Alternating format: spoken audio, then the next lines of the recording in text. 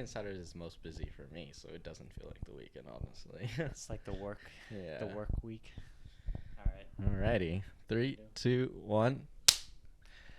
Awesome. So today was your pick, Joey, and would you like to do the intro real quick? Yep. I totally forgot about that. Really, You forgot about that, didn't you? Well, welcome to the Space Turtle Show, the greatest show in the entire galaxy. I'm one of your hosts, Joey, And I'm Josh. and this was my pick. We finally did it. The 7-hour movie. You know, it's like 7.5, but like it's kind of can't say 8 really, because it's like 7:15, 7:20. I guess you can't say 8, but I mean, who's counting the minutes? It's 7, 8. It means the same to everyone, Yeah, really. at some point it's like it's just really long.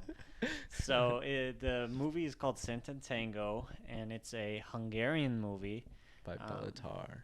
Yeah, by Bellatar, and it's about the fall of the Soviet Union, I think, affecting like this small town, and their kind of slow process and development to splitting up a certain amount of income. And the plot isn't exactly the main focus here, but it does have a plot. We didn't know if it would have a plot. I think both of us didn't know, but it does have one. I'm happy to report. No, I think that's one of the smart choices because, there is a sense of pushing of your patience, but it doesn't do that non-narratively. It has a narrative, and so it's just like edging you the whole time. Like Yeah. nothing will happen for like so long, and then you'll get like one piece of information, especially because the film kind of like goes into different perspectives of like the same night almost. That like you do get a little bit more reveal every single time, but you do have to kind of rehash everything again. So it's almost racking up that runtime at the same time as like giving you just like the least amount that you're like, alrighty, fine, I'm not watching the exact same thing over again, but it's like kinda, Yeah, no, totally. I mean, it's like it had some, it's stylistically totally different, but it had some like of that do the right thing kind of energy where it's like just going around town and you're just Yeah. getting a piece of every single person's story, and clearly they had the time to do that. It's almost funny though that they didn't actually develop the characters so much for having 7 hours. Like I feel like you could have developed them more if you're gonna spend 7 hours. You could do a little better, but Yeah, I have feelings about that, but like I'll get into it a little later. I think first, what are your like total thoughts on it? Did you enjoy it? Did you hate it? yeah, total thoughts. I didn't like it. Interesting. Definitely didn't like it, and actually it's really for one reason and one reason only, and I kind of wanted to bring this up at the beginning of the show just as a little disclaimer.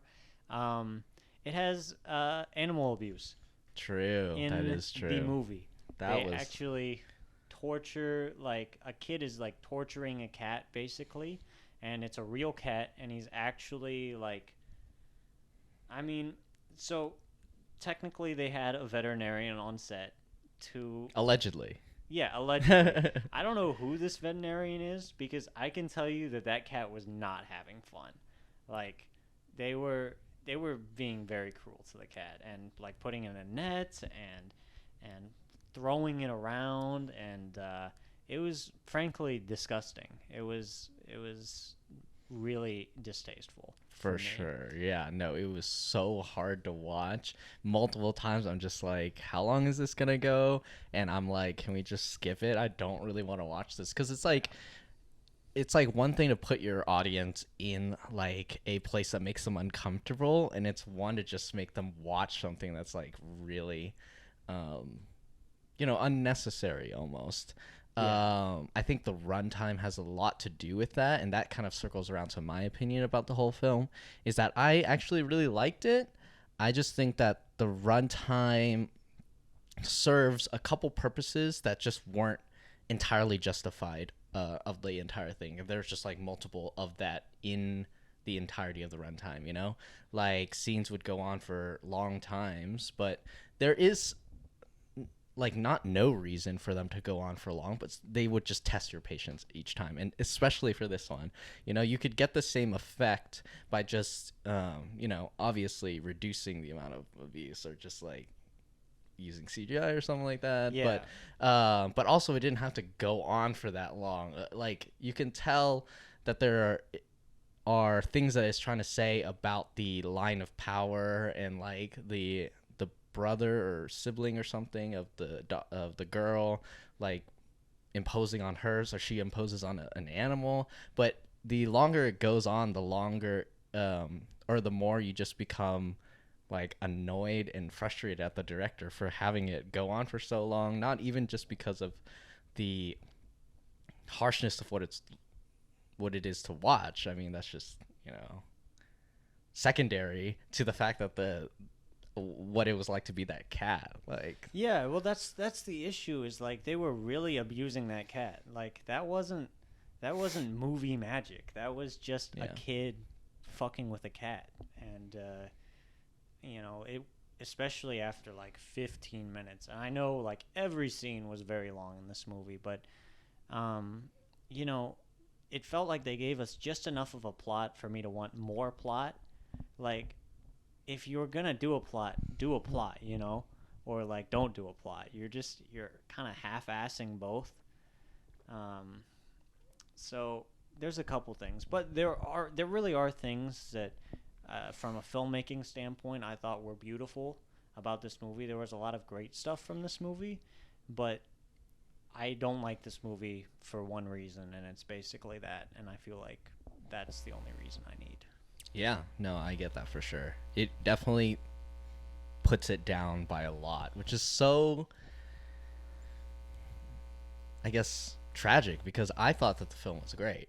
Yeah. I definitely think that there is no surefire reason. Like it doesn't convince me that there needs to be more movies that are 7 or 8 hours, you know. Yeah. But it being 7 or 8 hours was like tolerable, you know. I'm not gonna go and watch it again anytime soon, but I appreciated the experience it took me through, and I appreciated what I learned from that experience.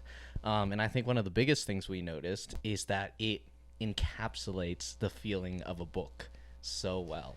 Yeah, we were talking about that while it was going because we talked a lot while the movie was going on. You have to remain sane, man. I feel like there's something interesting about this movie at that length, and I know you just brought up the book, so I'm sorry. I'll be No quick worries. with it, you know.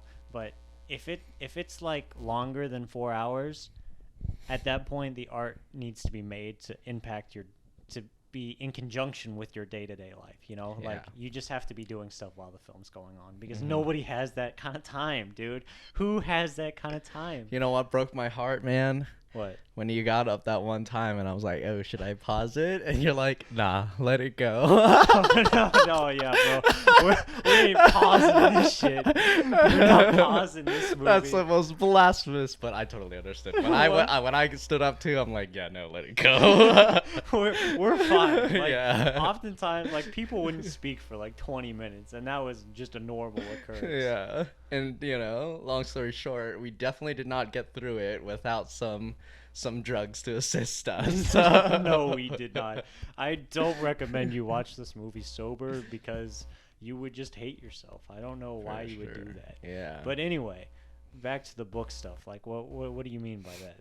I think that they're like, to bring back the overarching theme of my opinion is that there are reasons for things to be long. It's just they don't click with me. So I can totally appreciate it, but it's not gonna, like I said, it's not gonna convince me that more movies need to be 7 or 8 hours. One of those things was it's lingering on particular static like images. Not even like that it's static, but like nothing really happens. Like in the first couple scenes, or even the second scene. The first scene is like cows coming out, and then you watch the cows move. The second scene is about a window, and then like the guy goes in the window to look out because there's like bells tolling or whatever, and then he leaves, but it sticks on the window. And as it's like slowly panning into it or zooming in, you kind of get this sense of like the description of everything because you have so much time to look at every little detail that it elicits this sense of a long paragraph describing, like a picture says 1,000 words, but it's different from actually saying those 1,000 words. So if you're staring at that thing for a while, you start to like, your mind entertains itself by like finding little minute things to look at.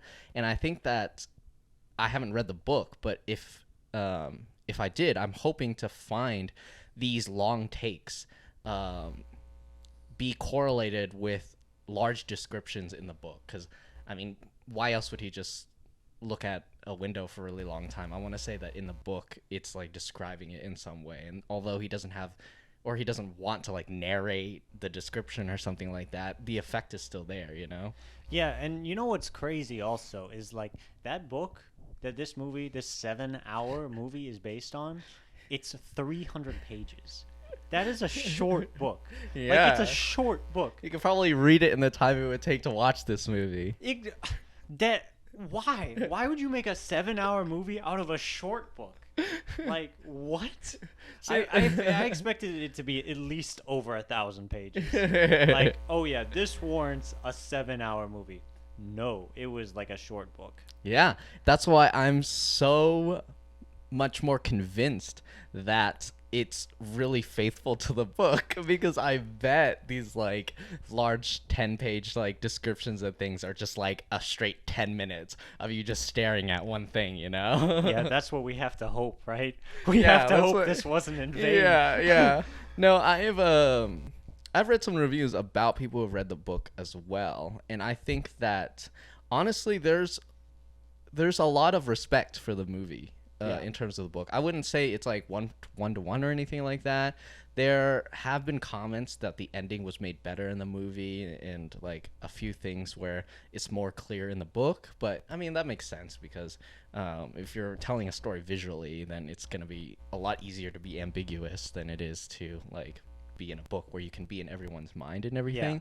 And I think that is like a testament to the filmmaker and Bela Tarr, in the sense that I think he crafted the characters in a very, I wouldn't say like that they were dived into or anything like that, like you were talking about earlier. But I feel like they're like fleshed out people.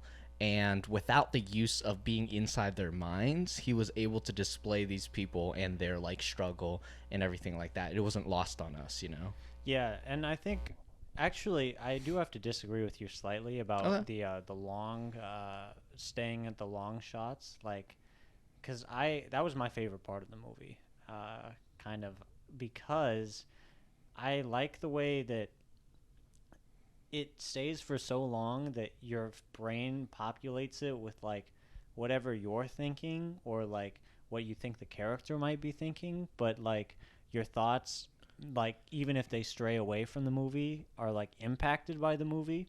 So at that point it's like part of the book are what your thoughts, you're populating the book and it's just creating the setting.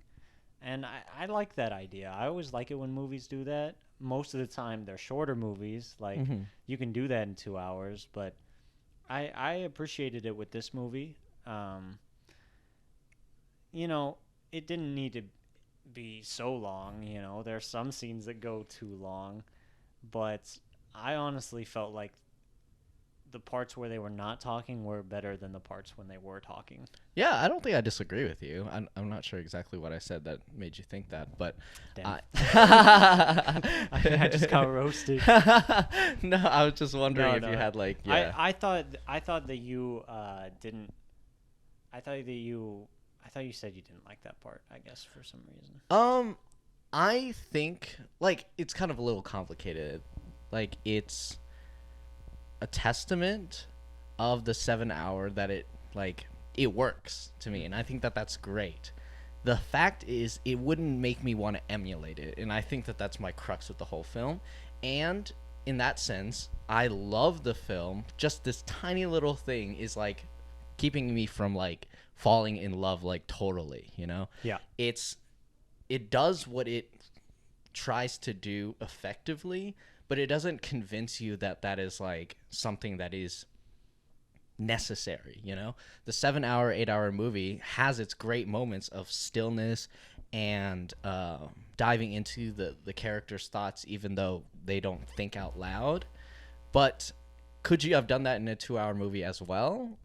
You know, like 2 or 3 hours? Sure, I think bet so. so. 7 hours and 8 hours, it's more impressive that you're able to do that, like, without making me want to kill myself. I think that is more of a testament for the film than like it being like 7 hours and being like super enjoyable the whole time, you know? Yeah, I mean, it's gotta be monumentally hard to make a 7 hour movie and to make it like worth it to be 7 hours. I actually do believe it's possible, you know, like there are certain things with the movie I feel like you could change to make it more necessary to be at that runtime. We're not sponsored. Yeah, fuck those guys. But it's nice wine though. It's pretty nice wine. I like it. Just fixed it up. But what was I even saying? I think like a 7 or 8 hour, it was like decided to be a 7 or 8 hour movie, and then things like the director just like fit everything in perfectly. So like 7 or 8 hours works for it, but I would never again. Well, I wouldn't suggest it anyways, but even through after this film, I would never suggest for someone to make a 7 or 8 hour movie. I think he did it so well, but it is still 7 or 8 hours, so you can't deny that that's gonna be a like a journey to go through, you know? Yeah, I think it even could have been a tight 5. Oh, really? I get that. No, I get that. I'm just joking. Like, Tight 10, bro? Yeah. Let's make it 10 hours. Why not? It could have been, you know. You just keep Let's shooting. make it 32 days, bro. Yeah, fuck it, you know. I was looking up, like, the longest movies in history just because of this movie to see, you know, could we watch the longest movie in history? No, we cannot. It's, like, weeks long. It's, like, 3 weeks Does it even count long. as a movie at that point? I don't think it does. I mean, it's literally just these people making a watch. It's just the process of a watch being made, and it's like over 100 hours. It's ridiculous. Yeah, so I think the question is then, do you consider this a movie? Oh, well, yeah. That's not a question for me. For this particular piece of art, I mean, the watch being made for over 100 hours, I don't know. But this movie has characters, motivation, a plot, all those things you don't even really need for a movie, but I think if you have them, it's definitely a movie. And this definitely has that. This film is very much put together like a film. And it's not even so experimental. There are other films that I feel like could be argued even less so, like even more so, are not movies. Yeah, for sure. This one. And so I think that then my question would be, what does runtime have to do with like a film, you know? There is a lot of movies that are 2 to 3 hours. To me, I think that really fits into my thinking about what a movie is, and like my attention span really works around like 2 to 3 hours. And I was just wondering if you disagree with that. You want like you prefer longer movies, shorter movies, or like do you even think that 2 to 3 hours is like the perfect length for a film? And what is like a perfect length for a film, you know? Well, this is kind of interesting because this is something we brought up a little bit last episode, so you should go watch it. You know? Yeah. That's like What was our last in episode? conjunction with the Life of Crime. Oh, okay. It was so long ago. Like we're kind of in a blur. We've been shooting shit all the time. Yeah, now. We've been watching a lot of recent stuff, Oh my so gosh. trying to pump out the content, man. Yeah, and like we were thinking about doing another video. I don't even know, but True. we'll see. Yeah, that's behind the camera stuff. But for me, I think runtime should be tested, and I like the idea of mixing and mashing runtime to make it like unconventional, and the idea that stories have a natural runtime and you just have to find it through the product, and conventional ideas of what movies are limit that kind of storytelling potential. Like maybe you have a movie that's a good 2-hour movie, but actually, if you made it 45 minutes, it would have been its peak potential, or you have a movie that's an hour and 15 minutes, but it could have been 3 hours. It's like a 3-hour idea. Mm-hmm. So I like the idea of a movie being or any story, for example. It's just taking the amount of time that it really feels like the story needs. And we have this conventional idea of what a movie is because you want to pack people in theaters and you don't want to keep them in for too long, but you want to make sure you have a full product. So 2 hours is about the median for that I think people appreciate. And that's totally understandable. I think 2 hours is a great time for movies, and it's usually what we have our over-under on when we're just looking at runtime. But I wish it would spread it out a little bit more. Yeah, for sure. I think the profitability of it, more aggregates it towards 2 to 3 hours, but I feel like there is merit in shifting or being variable. I think that, bouncing off of what you were saying, that narrative arc, if it has a narrative generally, narrative arc is what I determine whether it makes sense to be that length or not. So if you can get a narrative arc believable and completed in like 45 minutes, that's great. And that can be counted as a movie to me, honestly. Unless it drops them to 30 minutes, then maybe short film. But at that point, it's probably short film. But 7 hours, also with this movie, it has a narrative arc, and that narrative arc is complete. And so I appreciate that. But my personal attention span kind of just happens to surround 2 to 3 hours. So that works for me. But I think the biggest criteria of whether it's considered a film or not is whether that narrative arc is completed, what's the narrative arc of a watch being made, if you were to take all three of the three, I think it's three, the Lord of the Rings, and just put it into one movie, would that be considered a movie? I would honestly think that there are narrative arcs that are woven in, and so that would make it better or even more logical as 3 movies than as one, And so that is my definition of what is a movie, and in length, that kind of stuff is a narrative arc, if it has a narrative arc. If it doesn't have a narrative arc, I honestly disagree if it's a movie at all, because sometimes even artistic stuff, they have a narrative arc, There's this movie I've been looking at, and it's a slideshow pretty much. Sure, yeah. We keep planning on watching that movie, but it never happens. It's just static images for 2 hours or whatever, but it has narrative arc. So even then, you could say it has a narrative arc, Mm-hmm. I guess that kind of is a difficult definition then to debate, what has a narrative arc or not. But yeah, I think the variability needs to happen more. I tend to prefer around 2 to 3 hours just because my attention span and my brain, because I just hyper focus, and I just can't hyper focus for 7 hours, But it is kind of saddening that the profitability is around 2 to 3 hours, and I wish there would be more variability, but it works for me. So I don't know if it works for you as well, or you prefer, if you had nothing to do with commercial or getting people in theaters and this many showings or whatever, what would be a perfect length for you?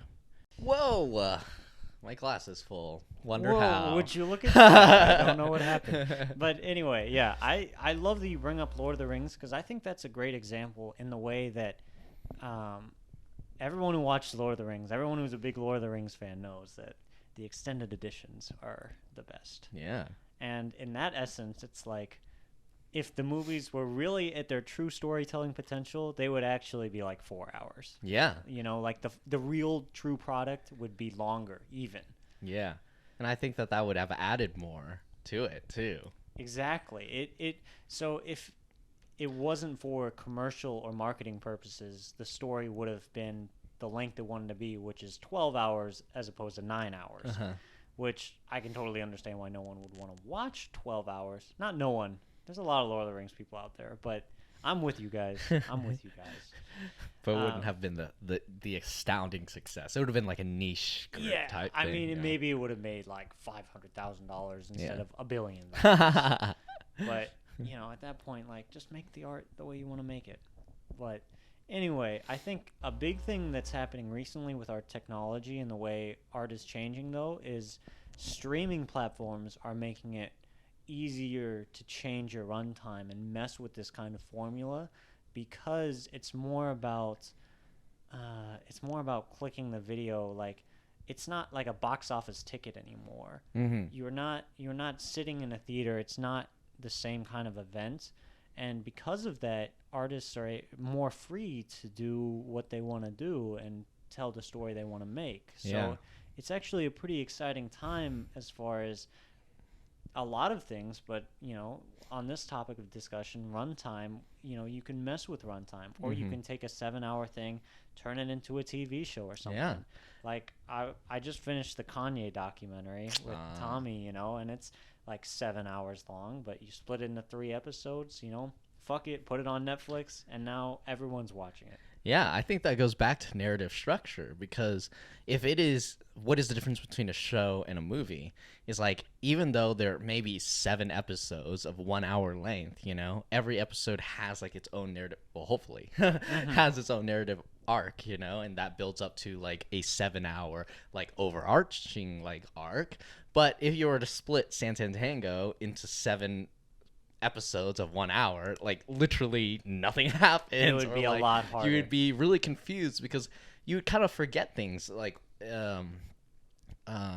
episode to episode, because it's the small things that affect the story in that sense, Yeah. No, totally. If you're making a movie, it has to be like it has to be reasonable that you can't split into episodes the same way. Yeah, I think that's a really interesting discussion about what the difference between movies and shows is, and I think that is why I believe that Satantango wouldn't be like a good show. I mean, I don't think that's like a that's controversial. Not a hot take. Yeah, that's it's not a controversial opinion, but I think I like a lot of good things with our society right now. Like, as far as the progress we're making, is I think the common theme with our generation is like, things were thought of as binary, now they are not binary. Yeah.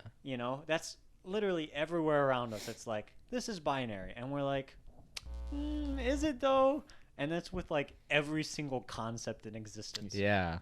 And I think that is the way the future, hopefully, of like movies as well. But I think that the commercial and like capitalism kind of like reiterates, it's like a very subversive reiteration of this binary thing. It's like 2-hour movie, 3-hour movie, you know? Absolutely. And that's what sucks a lot, because the variability is what makes it so interesting, Oh yeah, and I just wanted to say, for the record, my personal taste for how long a movie should be, 1.5 hours, as short as possible. Fuck long movies. I don't have a very high attention span, so make it as short as possible. And I like that with any form of media. Short books, love those. Short TV shows, 30-minute episodes, fuck yeah. Anything. I love long stuff too, but if it's short, like, I got a special place in my heart for that. Yeah, I get that. I honestly would say like 3 hours. It boils my blood that sometimes like movies will just not be commercially successful just because of it being 3 hours. That's not even much more than 2 hours, guys. Come on, like, it's not 7 hours. Well, what are some examples of that? The singular example that changes my mind is Blade Runner 2049. Yeah, but I don't think it was because it's 3 hours, though. That's what I've heard. It was generally a terrible marketing campaign. That is They were true. really bad at marketing it. Okay, marketing and the 3 hour. Otherwise, I feel like that film is like perfect. Not gonna lie, like, I love that film so much. So we spent a whole episode talking about how good that film was. It wasn't even. Oh like yeah, it wasn't even a a Blade Runner episode. Yeah, I totally get what you mean. But that being said, though, I have a question for you now. Okay.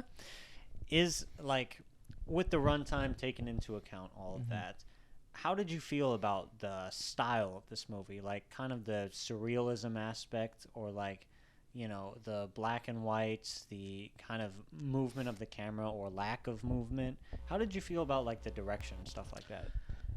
Ah, man, I loved the direction. I feel like that was the only thing holding together this 7-hour movie. And I don't want to give too much credit to the writing, so it's a little bit apprehensive for me, because it is from a book. I honestly didn't even know it was based on a book until like halfway through the movie, and I'm like, oh shit, this is Yeah, based on because a we book. had time to look it up. Yeah. But that honestly kind of diminished things for me, because I'm like, damn, like if you write like a 7-hour, 8-hour movie and then you direct it this well, like I would have flipped the switch for me, not gonna lie. Yeah. But so some of the themes, I'm like, I like the themes, but I don't. Who knows if it's like severely original for Bellatar, or maybe he just like kind of related to it, and then he's like, all right, I'm gonna make this movie. But I think the directing was the only thing that was holding it together. And I think that the black and white, the still shots, and all that kind of stuff all worked so well together. Like I said, I don't know if I want another movie that's 7 or 8 hours, but I would want to quote one of these reviews that I read recently, and to describe this movie as a depiction of a society or a group of people bereft of beauty. So it's like this. Oh, that's sad. Yeah. That is sad. I think that along the lines of the fall of the Soviet Union, these people barely making their ends, taking from other people, like getting their money, and then putting it up to, I wouldn't say support, but like in hopes of like a better position with this guy that's just like, smooth talker or whatever. Yeah. It makes me feel like this is the depiction of such a isolated society, that's just so far away from other people, that what hope means for them. And when we're watching the movie, we're like, this isn't gonna work out, or like, what are they doing? Like it's almost sad that I feel that they're whatever they're hoping to do, even in the beginning where they're gonna stockpile all that money and run off somewhere, I'm like, damn, that is not a good plan. Like that is, but to them it's like the only amount of hope that they have for something better. And so these people are like fighting for just like the smallest bit of hope, for the smallest bit of improvement of life. For us it's like, what's it even worth at that point, but for them it's like all they have, so I think that the direction, the black and white, the long shots, and the discussions that they have, it all works to push this ugly world depiction that Bellatar is going for. Yeah, well, and I think the opening scene plays it very well, and it set the tone for the movie way better than I expected. It was actually my favorite scene, the opening scene. I love the opening scene as well. Kind of funny, and it's not what I expected exactly. I don't know what I expected, but I didn't expect like sitting on watching cows for 20 minutes, and I didn't think I would like watching cows for 20 minutes, and it turns out I was wrong on both accounts. And I don't know how how he got the cows to act as well as they did, but they were very good actors. They hit their spots very well, like perfectly, like Yeah. there would be a time where they pan over to a house and you're looking at the cows, and then a cow just comes in on the screen and he waddles back to the herd. It and was, you're like, yeah. how did you do that? How'd the cow get so good at line shots or whatever? Yeah. But it was good. It was representative of what the movie was going to be, like the tone, and it is so metaphorical, Yeah, I agree as well. to quote Parasite. But yeah, I think that's a good example of what the direction is for the rest of the movie, and I like the direction a lot, other than the animal cruelty stuff, which Yeah, for if sure. I like, it's hard to not connect that in there because it's a big part of the direction, and it actually feels in conjunction with the rest of the tone of the film, which is like, that's a little distressing. Yo, for sure. But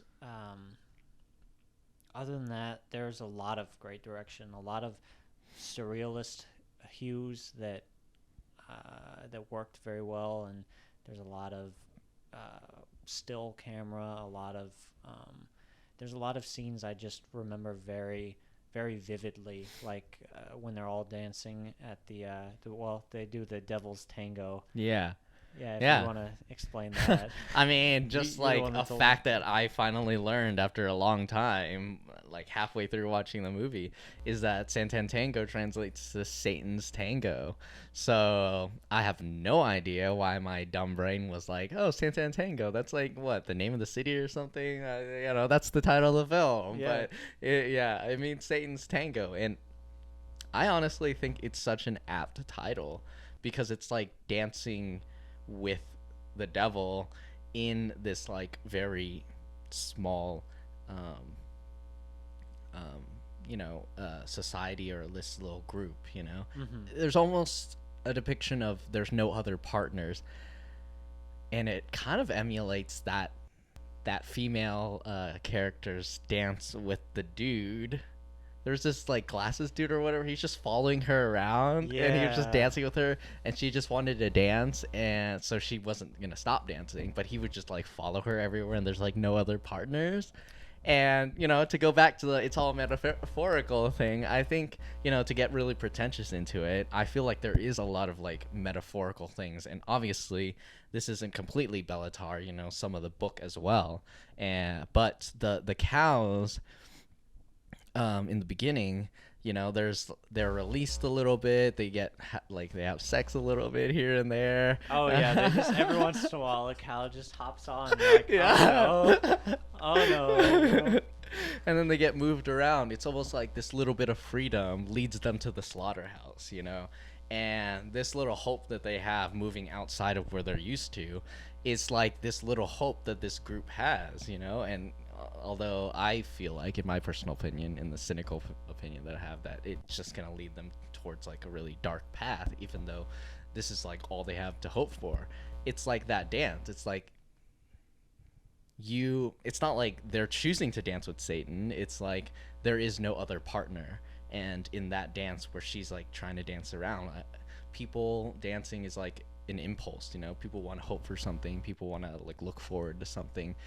People want to dance, and sometimes there's no other partner except for some creepy dude that's just following you around. And that's such a great like concept too, and it's a great metaphor. And then at the same time, there's just some weird shit going on in that scene, which is kind of funny. Yeah. Like there's just a dude walking around with a loaf of bread on his head.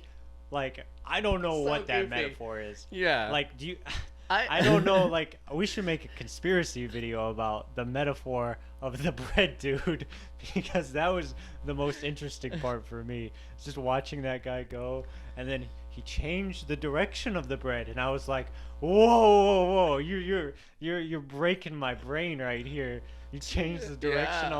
of the bread on your forehead. Yeah. You guys wouldn't get it if you haven't seen it, but it's a big It's deal. so good. You should watch this movie. Yeah. I mean, actually, I don't know if you should, but I think you should.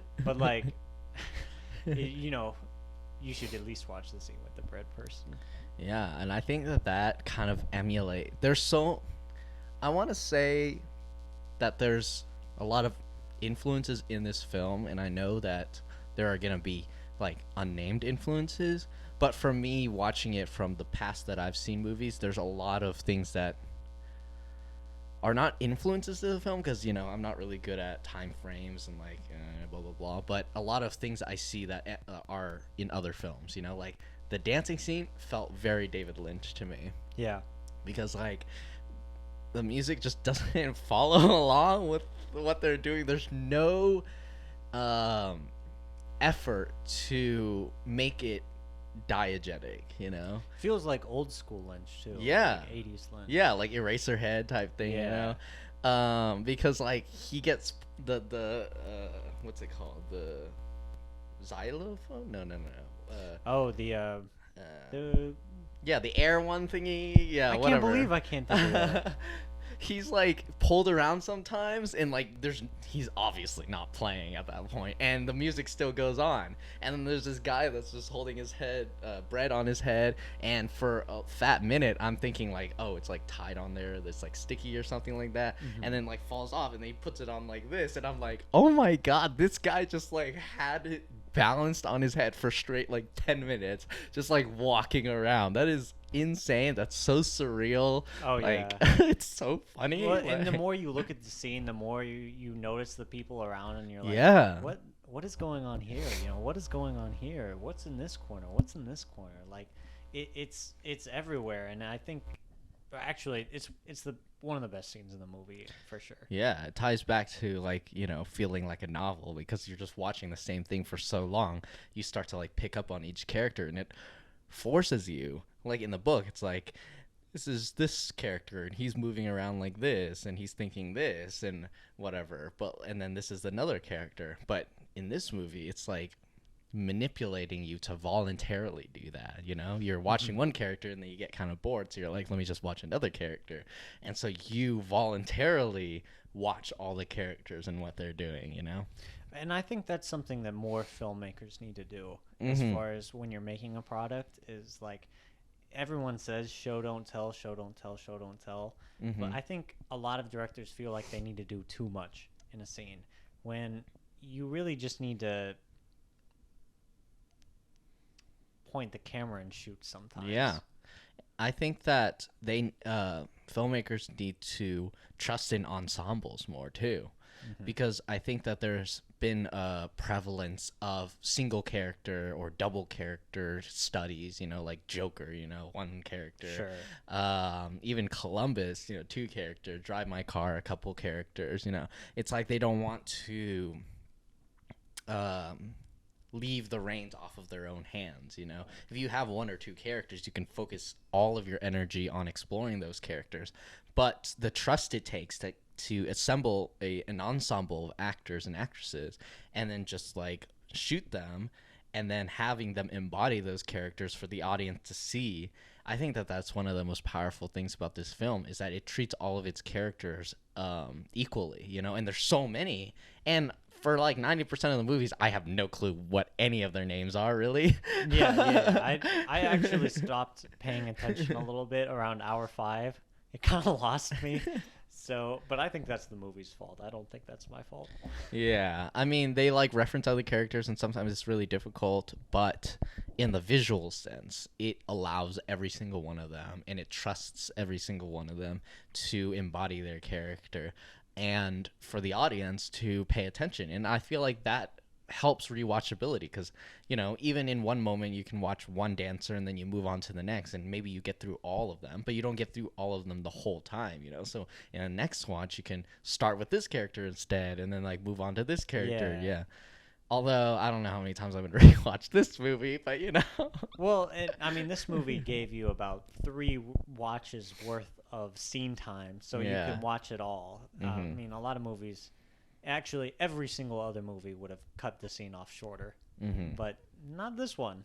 And I think it was the better for it, as far as that scene is concerned. There were some times where like nothing was happening, and the impact was a little lessened because you didn't have so much to look at. You could have cut some of those shorter, but with that scene in particular, that's a scene to study. Like, that's a scene to look at and really see what they did, because it's something that a lot of filmmakers should do in the future. So I feel like I want to present another question for you after you've presented one for me. Wow, we're just in the spirit of giving today. Yes, we are. And I think this film just allows you to just bounce back and forth for so long, even though nothing happens in it. Yeah, but there's a lot to talk. There's 7 hours of content. It reminds me of like the documentary, because there's a lot of things to talk about, like of the medium and like all that kind of stuff that makes it really exciting, even though if we were to strictly talk about the film the whole time, it might be a little difficult. But I think my question is going to be, what are your experiences with nostalgia in film? I think that to provide an example, I oftentimes find in movies that it can be really difficult to watch during it, but looking back, it's never as like long as it feels, you know. And so as I'm talking about Satantango, the more I love it because even though I watched it and I'm like, get me out of here, it's so long. As soon instantly once the movie ends, I look back on it, I'm like, okay, it didn't feel, I mean, it wasn't that long because I couldn't remember everything, you know? And so nostalgia in film really allows me to um, appreciate and um, let them get away with a lot of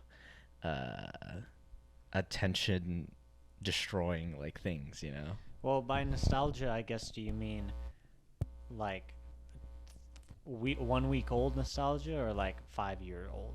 I feel like immediate sometimes. Like for example with Satantango, as I'm going through, I remember being like, God damn it, it's so fucking long. Like, but as soon as it ended, my memory can't encapsulate all 7 or 8 hours of it. I knew I felt that way, but I look at the arc of all the characters and all that kind of stuff as one whole, and I'm like, I actually really like this movie, although I will not watch it again, you know? Yeah, I mean, I guess I feel that less so. Okay. I definitely still remember how long it was, and that's basically the main thing I took out of this movie was how long it was. Actually, that's not true. Well, it's like mostly true, but there's a difference for me for like nostalgia for like years old movies and then like recent movies that you just watched because you know I feel like I'm a very similar person to what I was a week ago, and like say 5 years ago I was a totally different person. I get that. But as far as like like recent nostalgia,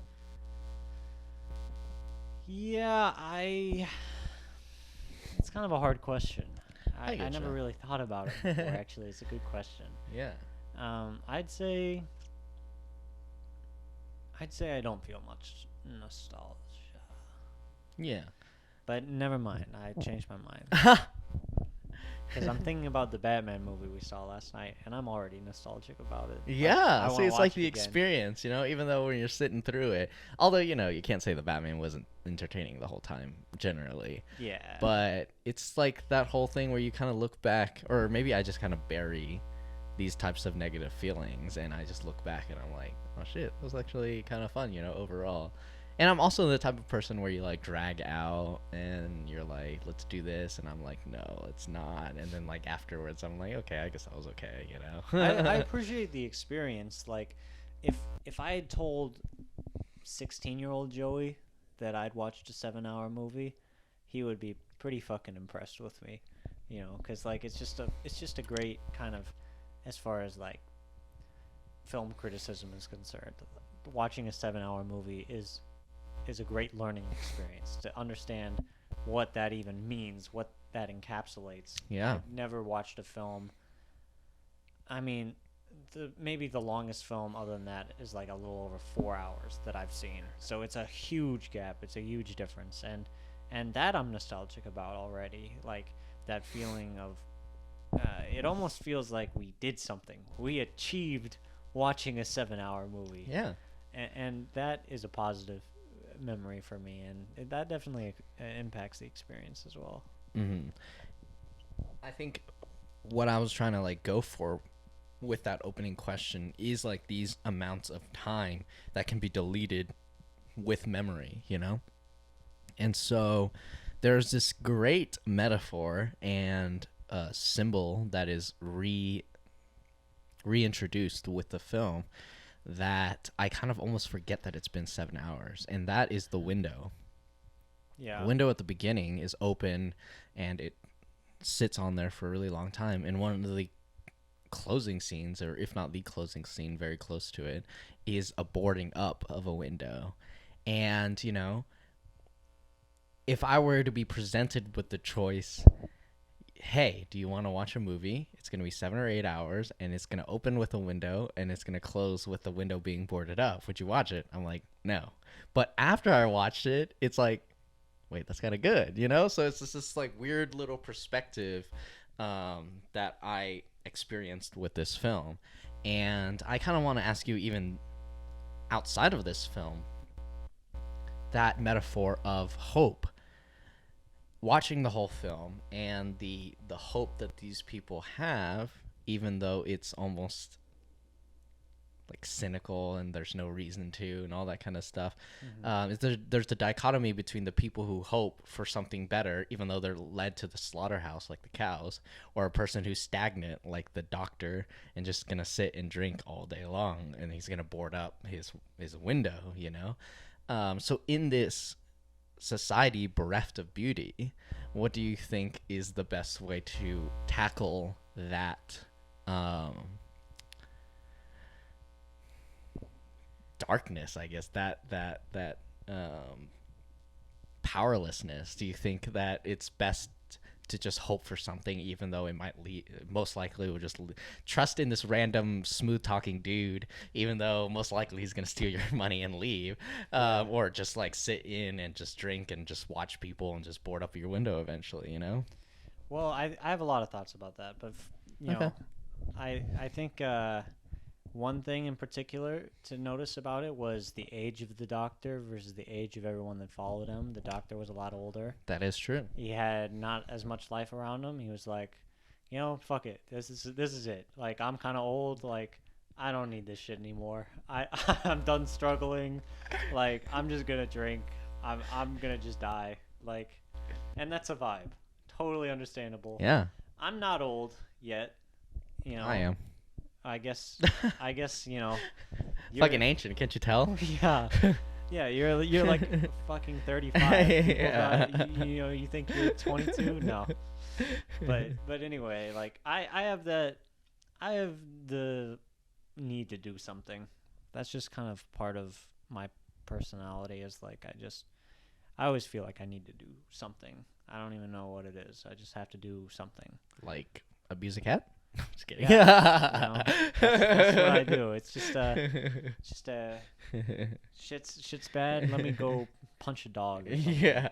No, please. Oh, yeah, don't do that. But yeah. So like I agree with like doing.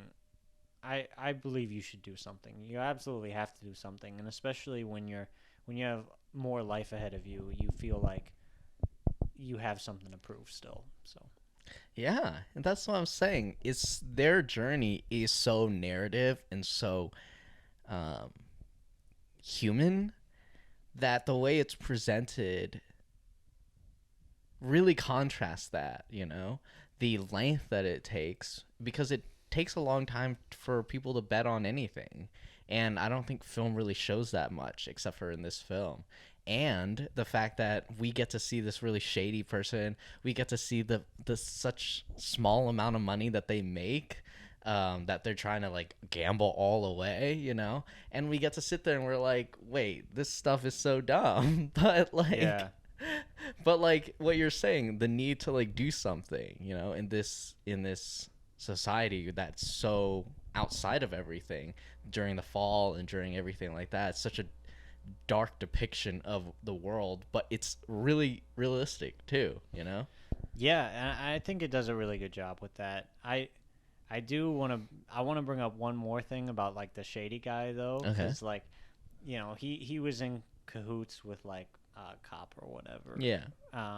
That's kind of the story. It's like I didn't get all of it, but you know, honestly, me neither. The most basic part I understood. Especially after I read the Spark Notes. You read the Spark Notes for the book? No. Oh, the movie? I mean, it wasn't Spark Notes. It was just like synopsis. I looked up the synopsis after because Yeah. I was like, I'm kind of confused. But, you know, there's just a little scene that I want to bring up where the cop was like, you know, he said something like, no one likes you guys. You like people are made uncomfortable because you like to make fun of people who work hard. This is by far my favorite scene in the whole movie was when this cop is talking, man. Yeah, that was like so funny because that's totally what we do at our house. Like, and I don't like that's particularly relatable to us. Like, Oh yeah. I felt like, that could be a whole human thing, but like, no. I mean, I think we just make fun of people who work hard. We are those two characters, not Yeah, gonna lie. which was kind of funny to see, but that was kind of it. That's all I had to say about it. Yeah. I mean, diving into his monologue, there are great things that he was saying. Like this need to be like a contributing member of like some society. He emulates that journey that the characters have. There's hope, there's effort, there's a strive towards something better, and he's like, why don't you feel these ways? Like, these things are necessary. And then the two characters, or at least one specifically, not the smooth talking one, he's just like, nah, man. Nah. Yeah, that ain't it. Yeah, that's just, I don't, I just don't No. want to, I don't want to do anything, and like further cementing that dichotomy between the professor, or not the professor, the doctor, and like the rest of them. Honestly, the doctor is kind of just like the people that go to my liquor store at like 8:55 p.m. Right Yeah. before we close. He's Just gotta like, get all that alcohol. yeah. I mean, this guy really got fucked up because he ran out of alcohol at the wrong I know. time. He just like, then he like tripped and got found by some random. He was like the liquor store owner or like the inn owner or whatever. Something, like picked yeah, I up don't or know. something, whatever. But the thing that added a lot to the doctor was his inner monologue, or I guess audible log, because in the movie he like says it out loud, which is a little bit of a cop out in my opinion. There's a lot of like reading things out loud, even though whatever.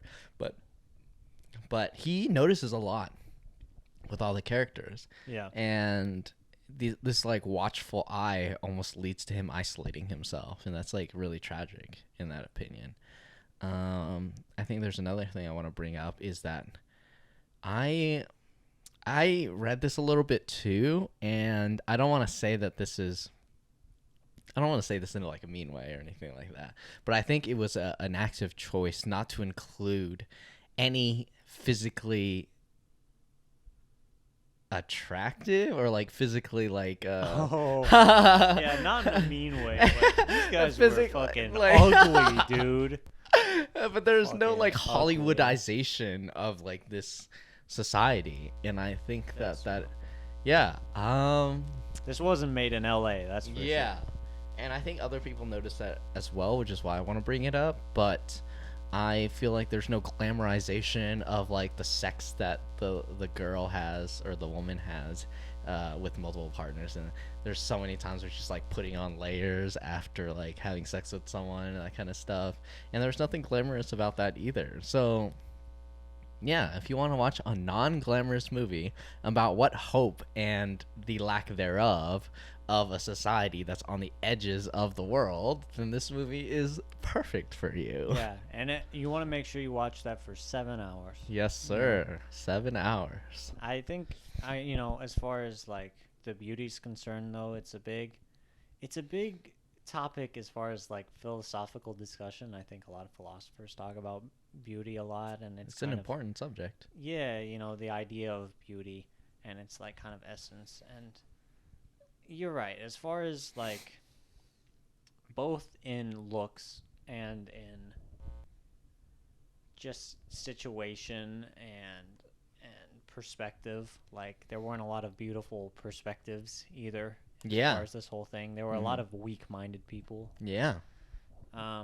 which was unfortunate. And the film never like berated them for being weak-minded. It was just kind of like an empathetic look at like, Yeah. hey, this is like a reality of a lot of places and a lot of the world. It's like when you are destroyed by an event, like a cultural event, like the Soviet Union being broken down.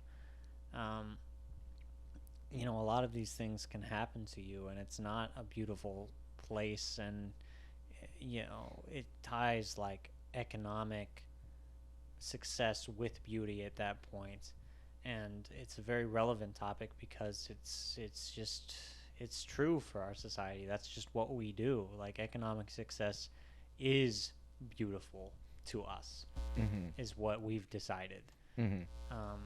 And that's a good connection there that I think the film makes. Yeah. I think that their rawness really adds to the empathy that you have for people who bandwagon or just like fearmonger, you know? Especially the scene where they're all at the house and they're all getting really worried about their money, not really sure if the dude's gonna come back. I feel like although you can condemn those characters, you're like, oh man, like you waited like an hour, and like the dude does condemn them when he comes. He's like, I'm just a little late, and you guys are tearing yourselves apart. Like, what's going on here? Yeah. Obviously, he's using it in a manipulative way, but the fact is, like, you can take it in two ways. You can take it in that these characters are just so shallow, they're so scared, they're whatever. But you can also take it in the sense of, like, there is a lot riding on this, and these are people who are easily manipulated. They're really like, there is nothing else for them. If they lose this money, like, what do they do, Yeah. So fear mongering and like manipulation is so successful, and they're so susceptible to it. I want to say that this movie is so long that it just makes me pretentious about everything because I'm just like thinking of everything like 3 times. For example, the duo that is the dude that takes all their money and stuff like that makes me think of creativity, because there's a super long scene with them in the waiting room, outside just waiting, and they're like kind of talking, and then also like walking. There's so many long scenes of people walking, like Yeah, like walking through a storm or something. They remind me of like the creative process to a degree. One of them is like really philosophical. They call the other person or they're labeled as the poetic one, as speaking in very airy terms. There's a lot of inferred meaning, but also very little concrete meaning in what they're saying. And the other one is just very like exact in everything. He's the one that says to the officer, he's like, I'm just lazy, man. I just don't want to do anything, Yeah. It's a good dichotomy. Yeah. Sure. So it's like the creative process of these like flamboyant thoughts with this like laziness and this like decrepit insecurity that just makes you want to go like, yeah, I don't want to do anything, like all these thoughts that you have, but you don't really want to do anything because like what's the point in doing anything, and all that kind of stuff. Yeah, well, and I think that kind of connects with like my closing thoughts within the sense that like the film gives you a lot of chances to breathe and think through these things and like have these ideas while it's going on as opposed to afterward. It gives you a lot of chances to look into scenes like this and recognize dichotomies or interesting metaphors or group kind of selections, and it lets it like it's like a soup. It like you gotta boil it for a little while. And it kind of comes out that way. So as far as my closing thoughts go, like you might have something else to add, which is totally cool. Oh no, I'm wrapping up as well. Okay, cool. So there was a lot of great things I think from a filmmaking standpoint that I appreciated. There were some parts of the runtime and certain scenes that I felt like weren't necessary, so I didn't feel like the runtime was actually justified, even though I feel like it could have been if you made it tighter or more interesting in certain spots, or you could say more things together in a quicker amount of time. But the direction was great and all of that, and I still don't like it because of the animal cruelty aspect, but that's kind of my entire thoughts. Yeah, I would echo those thoughts, but only in like a slightly different perspective. I feel like there is merit in, you could condense the film and make it like more impactful, but I feel like some of the potency of it is the length, in the sense that it's not trying to say large things really quickly. The shorter a movie is, the more they're like trying to state their theme really like in your face type thing. And this is a movie that keeps it a little bit more under the surface and all that kind of stuff. And I can totally agree, because I feel that 7 or 8 hours is a lot. And I, again, repeat that I would not suggest that movies be made 7 or 8 hours, but I think that there is worth in following a journey that is kind of meandering in that sense, and meandering in a way that grinds on your gears. I know that you have preferences, or not like preferences, but you have like leniencies with like movies like Columbus that are like kind of meandering in that sense. But I think that the meandering in this film is like really on the edge of just like pushing all of your patience, I guess. Yeah, you can say that again. Yeah.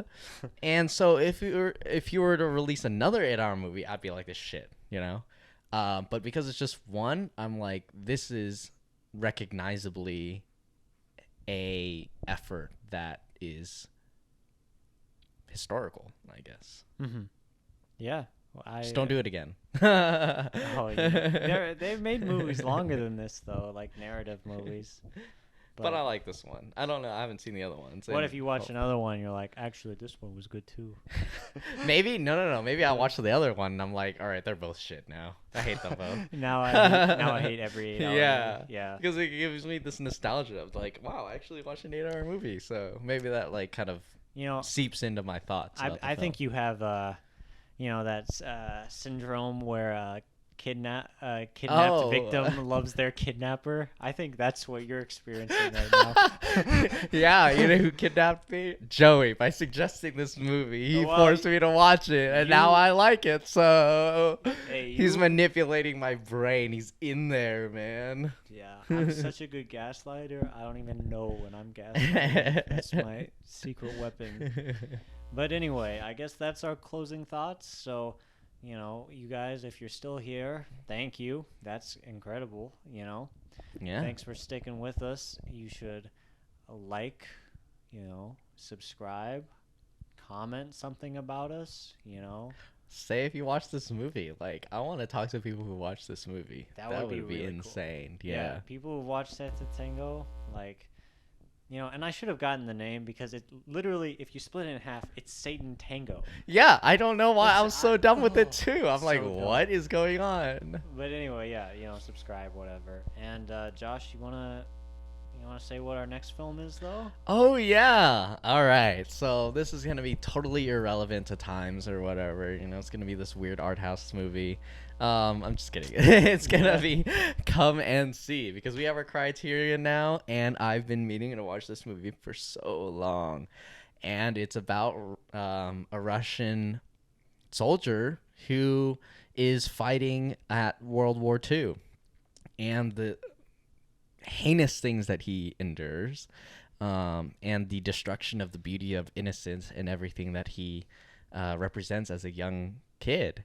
And I think that that's super relevant nowadays, and I hope that you guys also feel that way, because I'm going to have so many real-world connections to talk about after we watch this movie about the invasion of Ukraine and, just what the individual people have to go through for powerful people to go to war, Yeah, and I mean, like you said, it's very timely. It's a very good time to be watching a movie like this, especially when places all over the place are banning Russian art and literature. True. And this is a good example of, people are not just their nation. There's a very wide range of people, and this is certainly a movie that is against the taking over of Ukraine, I think, from everything I've heard about it. But actually, I'm kind of speaking out of my ass. I haven't seen the movie, so, like... I think it's anti-war, at the very least. That's the first sentence. That's the first sentence of the synopsis. It's an anti-war movie. Oh, really? I didn't even know that. Yeah, anyway. That's it for me. Yeah. All right. We'll tune in next time. All right. Bye.